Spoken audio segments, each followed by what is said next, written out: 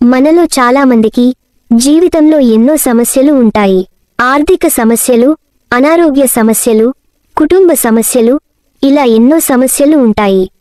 అయితే మన జ్యోతిష్య శాస్త్రం ప్రకారం మీకు ఎలాంటి సమస్యలు ఉన్నా సరే వాటిని వెంటనే తరిమి కొట్టేయొచ్చు. అయితే మన హిందూ ధర్మంలో యాలకులు చాలా శక్తివంతమైనవి. ధనాన్ని ఆకర్షించడంలో యాలకులు బాగా ఉపయోగపడతాయి. యాలకులతో చేసే కొన్ని పరిహారాలు మన తలరాతనే మార్చేయగలవని వేద పండితులు సూచిస్తున్నారు.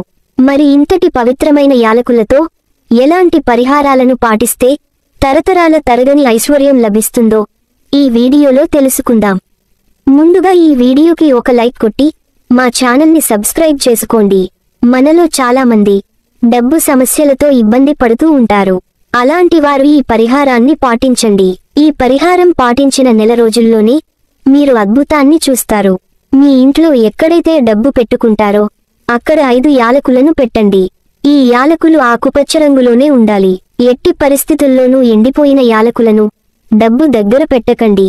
అలాగే ఎవరికైనా బిచ్చమెత్తుకునే వారికి దానం చేసేటప్పుడు డబ్బులతో పాటుగా ఒక యాలుక్కాయని కూడా దానంగా ఇవ్వండి. ఈ ఒక్క పరిహారం మీ జీవితాన్నే మార్చగలదు.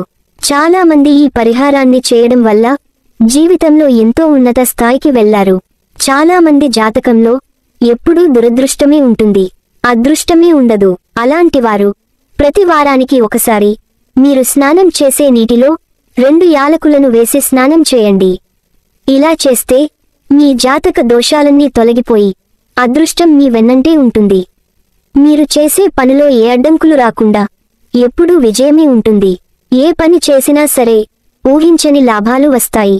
అలాగే మీ ఇంట్లో పూజ చేసేటప్పుడు దేవునికి కర్పూర హారతి ఇచ్చేటప్పుడు కర్పూరంలో ఒక యాలుక్కాయను వేసి దేవునికి హారతి ఇవ్వండి.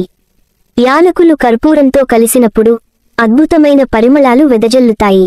దేవతలందరూ సువాసనలకు ఆకర్షించబడతారు. కాబట్టి మీరు పూజ చేసేటప్పుడు దేవునికి ఇలా హారతి ఇస్తే ఈ సువాసనలకు ముక్కోటి దేవతలు సంతోషించి మీ ఇంటిపై అఖండ రాజయోగాన్ని వరిస్తారు. అలాగే మీ పూజ గదిలో ఎల్లప్పుడూ 3 యాలకులను పెట్టి ఉంచండి. ఈ 3 యాలకులు త్రిమూర్తులకు ప్రతిరూపం. మన హిందూ ధర్మం ప్రకారం యాలకులు అంటే త్రిమూర్తులకు చాలా ఇష్టమట. కాబట్టి ప్రతి ఒక్కరి పూజ గదిలో ఖచ్చితంగా 3 యాలకులను పెట్టుకుంటే త్రిమూర్తులు మన ఇంట్లోనే కొలువై ఉంటారు. త్రిమూర్తులు నివసించే ఇళ్లలో తరతరాల తరగని ఐశ్వర్యం ప్రాప్తిస్తుంది. అలాగే మనలో చాలా మంది అప్పుల సమస్యలతో ఇబ్బంది పడుతుంటారు. మీకున్న అప్పుల సమస్యలన్నీ వెంటనే తొలగిపోవాలంటే ఏదైనా ఒక శుక్రవారం రోజున ఒక ఎర్రని వస్త్రంలో 5 యాలకులను మూటకట్టి మీ దిండు కింద పెట్టుకుని నిద్రపోండి. ఉదయం లేవగానే ఈ మూటను తీసి ఎవరూ తిరగని ప్రదేశంలో పడేయండి. ఇలా 3 శుక్రవారాలు చేయండి చాలు. అకస్మాత్తుగా ఏదో ఒక రూపంలో మీ ఇంటికి డబ్బు రావడం ప్రారంభమవుతుంది. మీ ఇంటికి అదృష్టం కలిసొస్తుంది. తద్వారా మీకున్న అప్పులన్నీ తొలగిపోయి జీవితంలో డబ్బులు కష్టాలు లేకుండా ఉంటాయి.